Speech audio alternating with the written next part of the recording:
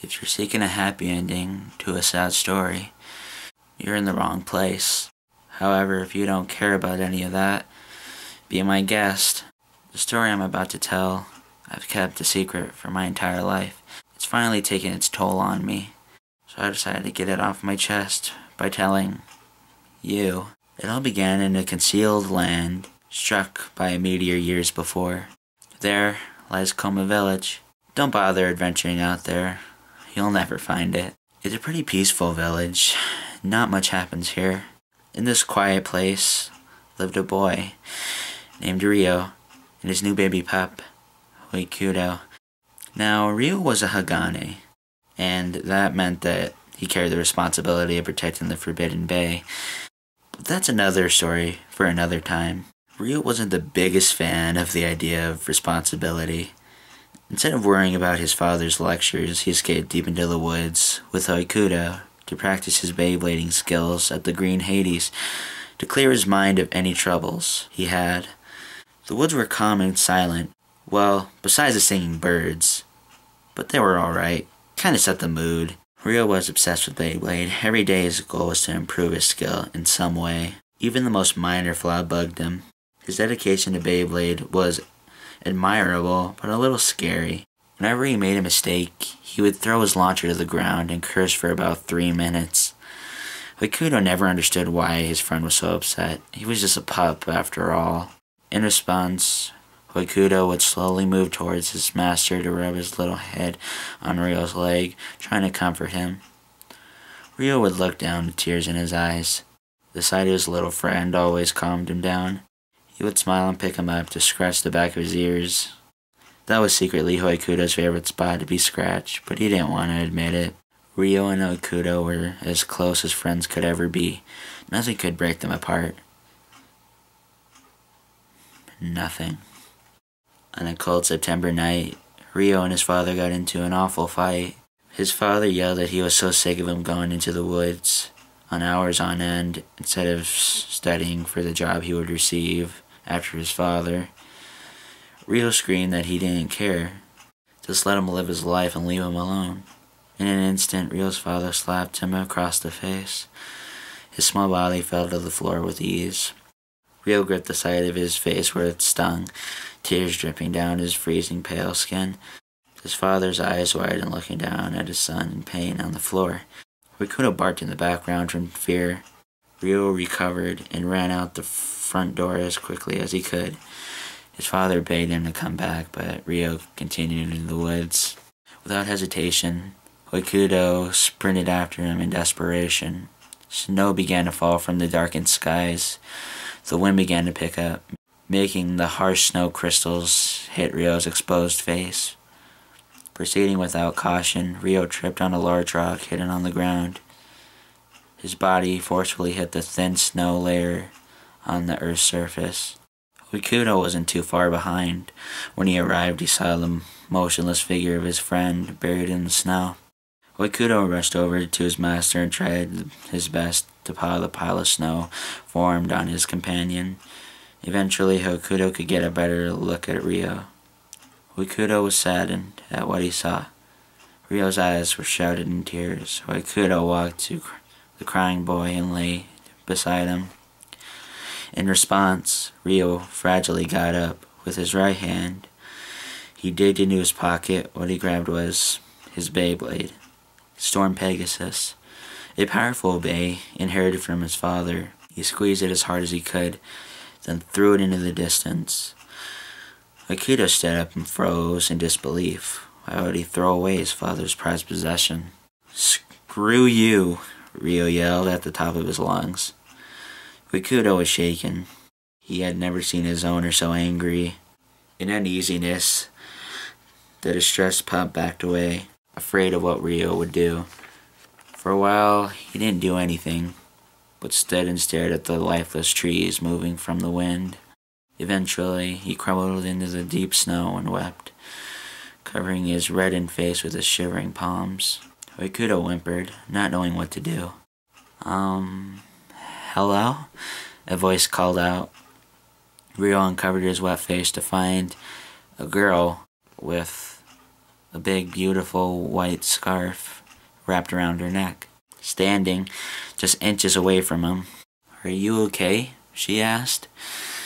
With that, Rio quickly stood up and tried to wipe the tears from his eyes. "Yeah, why do you ask?"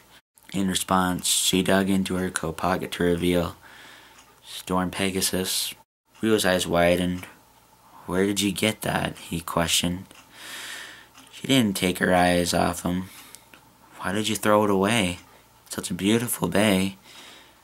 He forced his eyes to the ground, avoiding eye contact. "You wouldn't understand," he insisted. The strange girl shook her head and placed Pegasus back into his hands. "I've seen you come out here before." Rio's eyes rose up to meet the girl's. "You're pretty good at Beyblading, aren't you?" she softly asked, unaware that she was still gripping Rio's hands. Could I have my hands back, please?" he humorously suggested. Her face began to blush. She quickly let go. "Oh, I'm sorry, Rio got closer and replied with a friendly chuckle. "It's okay. Thank you for finding my bay," he said with a soft voice. "You're welcome." Out of nowhere, a little bear cub appeared from the back of the girl, slowly moving and he gazed at Rio. "Look out!" Rio screamed, not knowing what it was from the light snowfall. "It's okay. He's my pet." She lowered her hand to pet the back of the cub's ears. "Pet? Are you crazy?" Rio said in confusion. "It's okay. He won't hurt you. Here, you can pet him if you'd like," motioning the bear closer to him. "No, thank you," he insisted, but she ignored his words. She gripped Rio's hand and moved it to the cub's soft fur. "See," she said, "he won't bite." Rio's face turned white as a ghost, realizing what he was doing. After a second or two, he forced his hand away and backed off a bit. The girl said, "It's all right. You're scared, I understand." Rio's face wrinkled in anger. "I am not. I just don't want to touch it. Could have, rabies or something." She laughed at the response. Then Rio did too. "So, what's your name?" the girl asked. Rio was a little hesitant but replied with, It's Rio. Rio Haganes." She smiled. "Mine's Ibuki. Ibuki Arusama." Hakuto tilted his head, a little uneasy about what was going on. The cub moved closer to the pup, sniffing his wet, exhausted face. After that, Rio and Ibuki met again at the same spot. The next day it happened again. Then again. It was like it was meant to be. Most of the time they talked about what was going on with their lives. Later on, Ibuki bought a bay, since Rio was so into it. They battled pretty much every day. She lost every time, but she didn't care. She just liked being around him. Rio thought the same thing. Rikudo wasn't too happy with the idea of Ibuki. There wasn't anything wrong with her specifically. It just was the fact that Rio was with her all the time. Because of this, Rio and him never had time for one another anymore. Hoikudo tried to play with him, but he didn't notice. With this, Hoikudo grew less impatient with each passing day. At the time, the silent pup did not understand why he was no longer his best friend. Years passed. Hoikudo's intelligence grew to unbelievable heights. In fact, he began to form a few words. On the other hand, something else grew just as strong. Rio and Ibuki's love. One day, Ibuki finally admitted to Rio that she loved him. He stood there for a minute, didn't blink, didn't breathe, just stood there. He lifted his hands to the side of her face and leaned forward to kiss her. Hoikudo was in the bushes spying. He was shocked. He knew that a kiss symbolized his demise. After years of dating, Rio proposed to her at long last. Of course, she said yes. The wedding was, well, how should I put this? Boring. In fact, no one came. It was a private wedding. The only guests were Ikudo and the cub, who grew into quite a large bear. Everyone was so happy. Well, besides Ikudo, of course. Now, he just felt like a burden, hidden underneath Rio's shadow. Ryo and Ibuki decided to remain in Koma Village. Too many fond memories to leave behind. With very little money, they decided to build their own home. It wasn't easy, but they managed. They built it close to the woods. Since the bear couldn't exactly fit in the house, Ibuki wanted to live close by. A couple months, and Ibuki wanted to have a baby. Ryo was a little off with the idea, but later on, accepted it. And that's where he comes into the story. Okudo didn't know what to make of the strange pink creature at first. The baby screaming gave him a migraine, but at the same time he kinda liked him. Sure, he was a bit annoying, but he was full of energy and seemed to enjoy playing with Okudo. But that relationship quickly faded when Ryo and Ibuki couldn't get enough of the little guy. This continued all the way up to when he was 3. At that time, he wasn't quite as annoying as he was as a newborn. Ryo and Ibuki couldn't get enough of each other. It began to really irritate him. All he wanted was a little more attention from Ryo, but with Ibuki and Jinga in his life, that was impossible. However, that would all change with, let's just say, a mistake. Later on in their marriage, Ryo came to the conclusion that they needed money. With taking care of Jinga, they were soaked dry. So he suggested to start tutoring kids on Beyblade to hopefully earn a little cash. Ibuki agreed with the situation that they were in. With no time to lose, Ryo made signs to hang around the village for everyone to see. Sure enough, it worked. Every child in Koma Village attended with their parents. I guess being a Hagane had its perks after all. Within a week, Ryo earned from what seemed to be $300. Who's counting? The tutoring idea ended up to be a great idea. The kids were really into it. They got to learn how to launch properly, different combinations to use for competition, etc. Ibuki wished she could help her husband, but she had her hands full with Jinga back at the house. Besides, Ryo had it under control. It was a little stressful, but it was worth it. I could have stuck around with Ryo, even though he was too busy to notice him. When all the exhausted children left with their parents for the night, Ryo thanked them for coming and hoped to see them next week. It was quite an energy-depriving day. Since it was getting late, Ryo grabbed his backpack filled with varieties of snacks from his lovely wife, got the keys to the bay gym to lock up, and headed for the entrance. Okudo followed closely behind him. Suddenly, the 2 front doors opened, revealing a woman and a little boy hiding a Beyblade in his hand. Hi, she said, very exhaustedly. Are we late for the tutoring? Ryo nodded his head. I'm sorry, we're closed. She lowered her head to the boy with tears forming in his eyes. Would it be too much trouble if you could do a few lessons with him? I'll pay you extra. Ryo looked down on the sad child, squeezing his bay in his hand. He sighed. Okay, fine. Why not? The boy's face brightened up with a smile spread across his face. Thank you so much, the woman said, with much gratitude. You are very welcome, he replied. With that, Ryo gently took the bay out of the boy's freezing hands. I've never seen this bay before. What is it called? The boy lowered his eyes in shyness. But Burn Phoenix 135 ms? Ryo looked at it in awe. The clear wheel was a very bright orange. It's a stamina type, isn't it? Ryo asked. The boy nodded and backed away to his mother. Ryo carefully gripped Phoenix and said, Well, let's get to work. What's your name? His name is Haru Akatsuki, and I'm Emmy. Ryo smiled. Akatsuki, huh? Okay. You ready, Haru? He replied with a weak, Yes, please. They didn't do anything too special.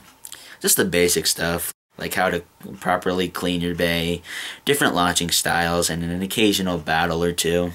Haru was actually pretty good. He almost managed to beat Storm Pegasus in their second battle. Ryo was very impressed. Burn Phoenix was much more powerful than he thought. The tutoring didn't come easy though. Emmy and Haru didn't live here. The only way that she knew where to go was because she had a relative who lived here. The trip wasn't too far, but it was difficult. They couldn't stay in Coma Village because Emmy had to get back home to get ready for work the next day. With their dilemma, Rio said he could tutor after hours for Haru if they wanted. The boy was ecstatic about the idea. "So, Emmy, does that work for you?" Rio asked. She smiled. "That would be great. Thanks." After that, Haru and Emmy came back whenever they could. Rio told Ibuki that he wouldn't be as home as often because of the extra tutoring he was giving to Haru. She wasn't too happy with the idea. She missed her husband already with regular hours, and now he had extra. Ryo explained that they'd travel all the way here, and he wanted to do them a favor. As much as she disliked not being with her husband, she understood. She gave him a hug and whispered into his ear, "I love you." Haru really enjoyed training with Rio. That was the one thing he looked forward to. He really improved each time he came.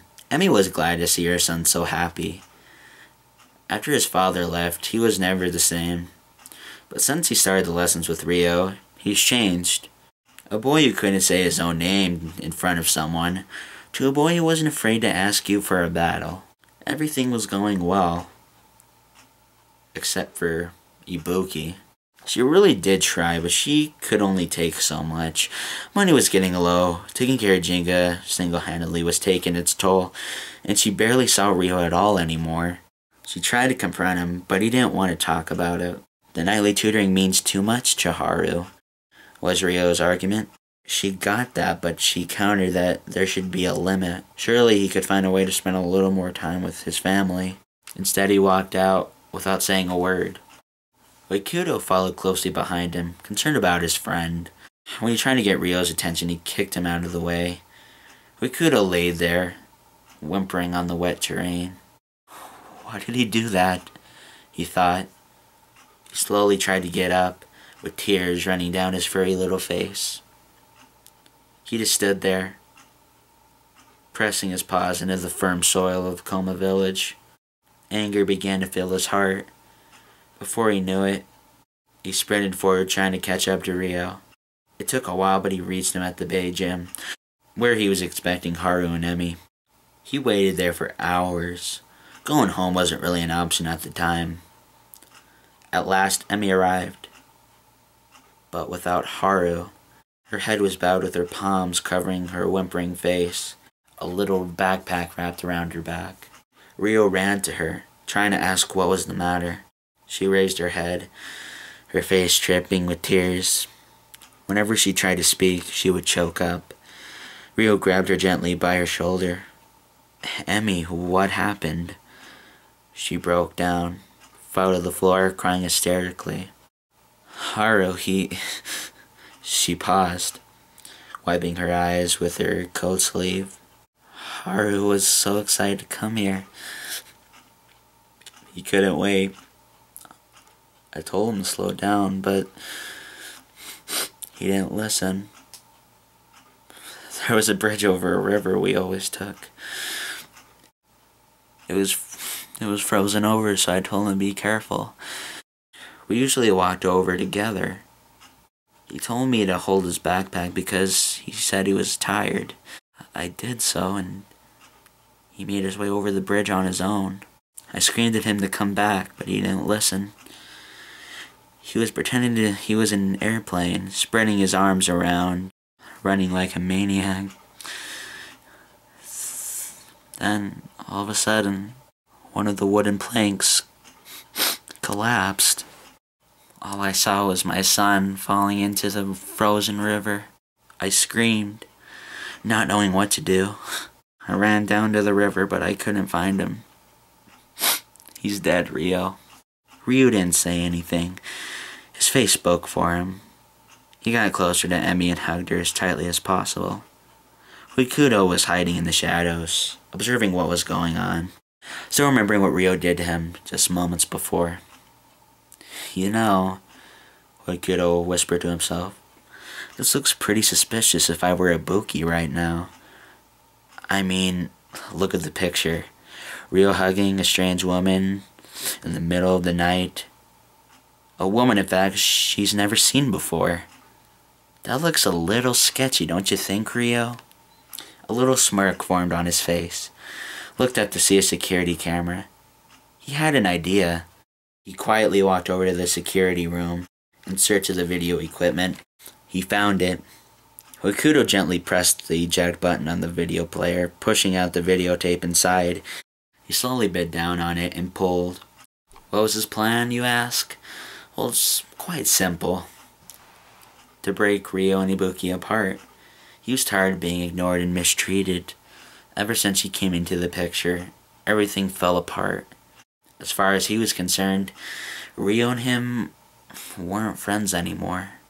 All I have to do is show Ibuki the security footage, and the rest is history. With all the momentum in the world, he rushed out of the Bay Gym to his so-called home. The door locked, he scratched on it repeatedly. After a dozen scratches, Ibuki opened the door. Hoikuto? What are you doing out there? He dropped this videotape from his mouth. What's that? She asked. In reaction, Hoikuto pushed it closer to her, indicating to take it. Sure enough, she did. She picked it up and made her way to the video player. She pushed it in and pressed play. It had no audio, which played better into Hokuto's plan. She was confused, and who could blame her? What was she supposed to think? She began to cry, not knowing what was going on. So, is this what he's been doing for the past few weeks? She yelled, tightening her hand into a fist out of anger. Bingo, Hoikuto whispered in his brain. As soon as Rio got home, Ibuki began to yell at him, calling him a cheater and a liar. He was dumbfounded. He asked what she was talking about. In response, she turned on the VCR and showed him the tape. He asked where she got that. She said it wasn't important.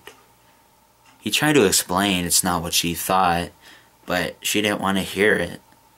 Hoikuto was at first happy that his plan was going underway, but suddenly frowned. Their argument began to get physical. He was starting to become scared. He crawled under the wooden baby crib with Jinga bawling his eyes out from the ear-piercing shouting going on. I should have known something was up when you were talking about after-hour tutoring. She screamed out of complete frustration. Rio kept telling her that he was not cheating on her, but it was no use.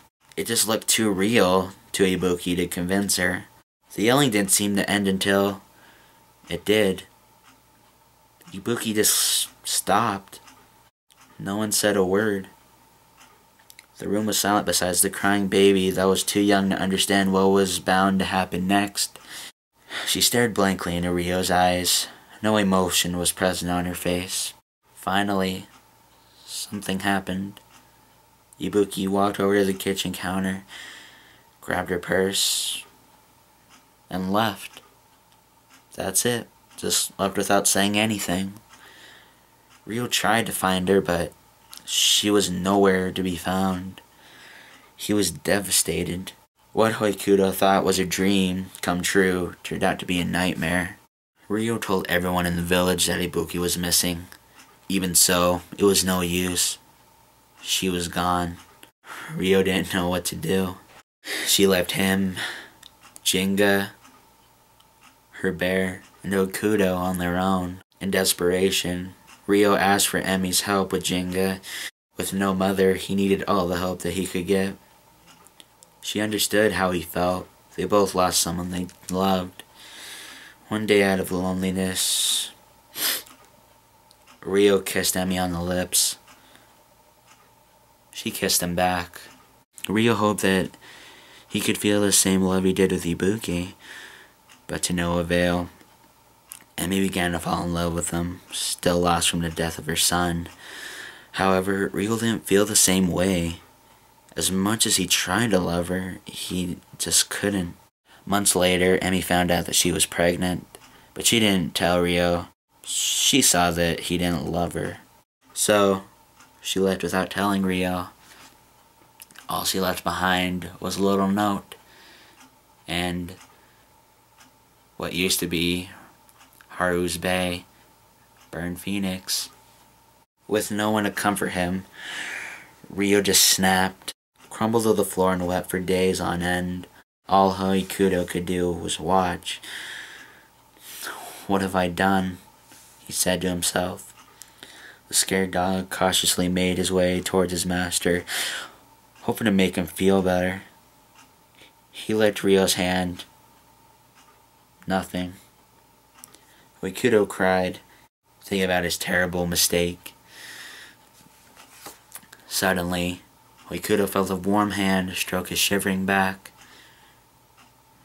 "It's okay, Hoikuto," Rio said while gently scratching the back of his furry, big ears. "Everything's gonna be okay." Eventually, Rio turned his life around. He had to, for Jinga and Hoikuto's sake.